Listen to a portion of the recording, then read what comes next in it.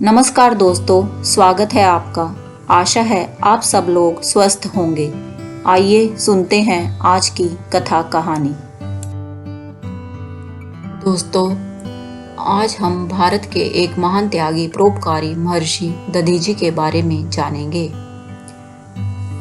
ऐसे ऋषियों से हमें सदा ही सत्य, धर्म, त्याग, प्रेम तथा परोपकार की प्रेरणा मिलती है। पितरासुर का संहार इंद्र ने दधीची की हड्डियों से बने वज्र से किया था। महर्षि दधीची के पिता अर्थवा और उनकी माता चिंती थे, इसलिए उनका नाम दधीची रखा गया। यह कंदर्प ऋषि की कन्या शांति के गर्भ से उत्पन्न अर्थव के पुत्र माने जाते हैं। वे हमेशा दूसरों की मदद करना अपना परम धर्म समझते थे। उनका आश्रम गंगा के तट पर था। जो भी वहां उस आश्रम में आते थे तो महर्षि और उनकी पत्नी उनका पूर्ण श्रद्धा भाव से सेवा करते थे। ऐसे तो इतिहास में कई दानी हुए, लेकिन जन कल्याण के लिए अपनी अस्थियों का दान करने वाले एकमात्र महर्षि दधीची थे। असुरों का संहार केवल दधीची की अस्थियों से निर्मित वज्र के द्वारा हो सकता था। ऐसा जानकर महर्षि दधीची ने अपने शरीर को त्याग करके अपनी अस्थियों को दान कर दिया था।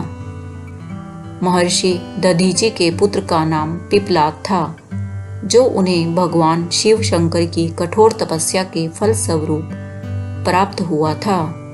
किंतु पिप्लाद की मां ने जन्म से पूर्व ही पिप्लाद का त्याग गर्भ अवस्था में कर दिया था, क्योंकि वह अपने पति के साथ सती होना चाहती थी।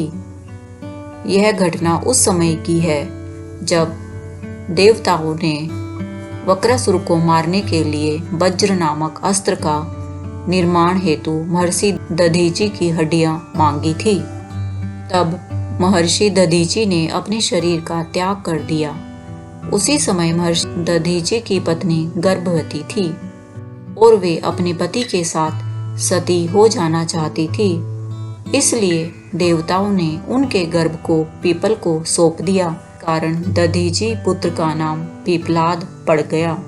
महर्षि दधीची त्याग के साथ अन्याय का प्रतिकार भी करते थे।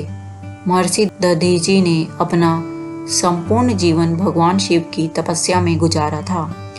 वह सदा दूसरों की मदद के लिए तत्पर रहते थे। वे इतने परोपकारी थे कि उन्होंने अपनी अस्थियों का त्याग कर दिया था। एक बार महर्षि दधीची लोकहित के लिए कठोर तपस्या कर रहे थे। उनके इस तप के तेज से तीनों लोग आलोकित हो उठे। देवराज इंद्र के चेहरे का तेज जाता रहा, क्योंकि उन्हें ऐसा महसूस हो रहा था कि महर्षि उनके सिंहासन को उनसे छीनना चाहते हैं।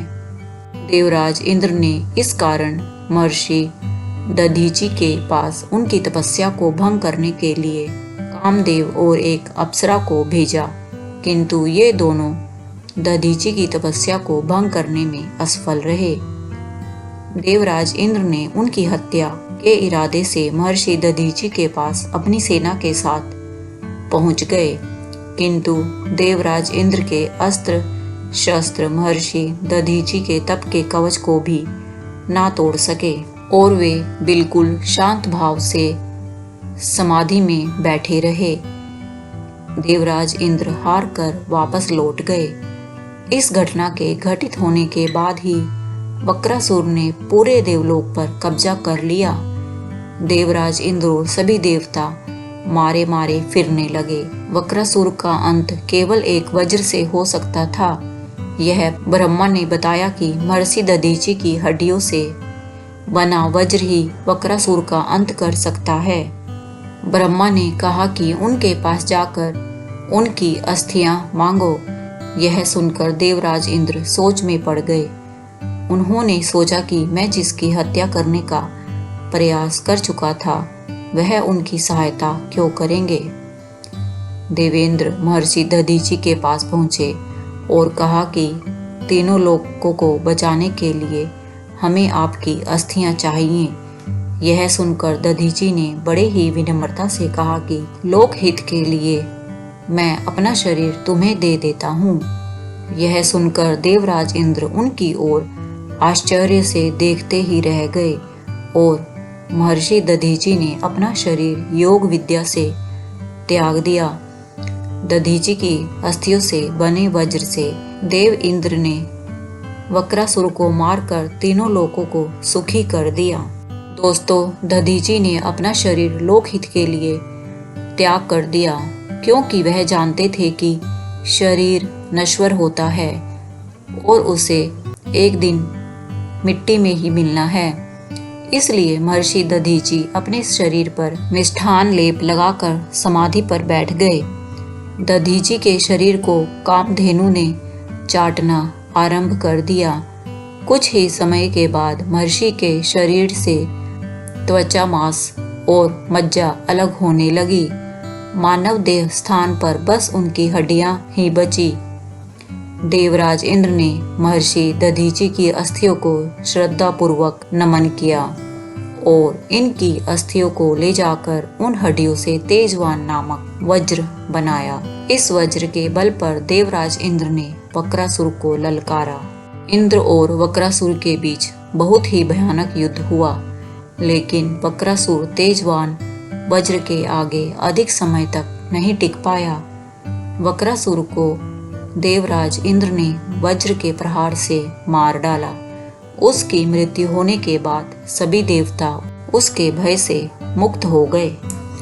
दोस्तों, कमेंट करके बताएं आपको आज की कहानी कैसी लगी। यदि यह धार्मिक कथा कहानी आपको बहुत अच्छी लगी है तो इसको लाइक करें। दोस्तों, अगर आपने अभी तक यह चैनल सब्सक्राइब नहीं किया है तो इसे सब्सक्राइब करके मेरी YouTube फैमिली का सदस्य बन जाएं। धन्यवाद। जय सिया राम। ओम नमः शिवाय।